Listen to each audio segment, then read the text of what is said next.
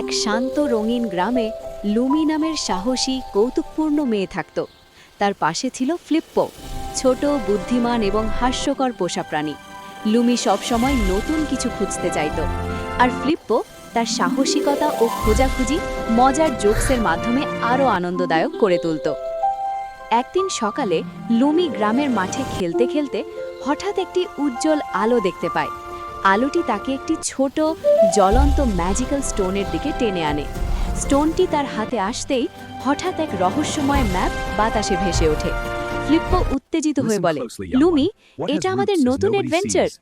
লুমি কৌতুকপূর্ণভাবে হাসি দিয়ে বলে, চল দেখা যাক এই স্টোনটা কোথায় নিয়ে যাবে। লুমি ও ফ্লিপ্পো ম্যাপ অনুসরণ করে গ্রামের পাশের জঙ্গলের দিকে প্রবেশ করে। প্রথমেই তাদের মুখোমুখি হয় মজার ফাঁদ, লাফানো পাথর, কথা বলা গাছ, হঠাৎ ঝর্ণা থেকে ছিটকে আসা পানি। ফ্লিপ্পো হেসে চিৎকার করে, লুমি, এই গাছগুলো আমাদের সাথে খেলা করছে। লুমি ও ফ্লিপ্পো একে অপরকে সাহায্য করে ফাঁদ পেরিয়ে যায়, হাসি মজা করে।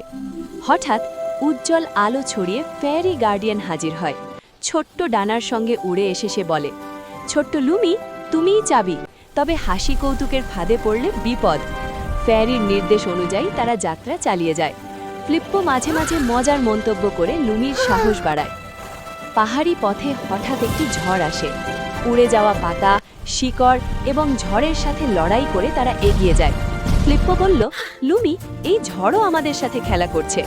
লুমি ধৈর্য ধরে তাদের পথ চালিয়ে যায়।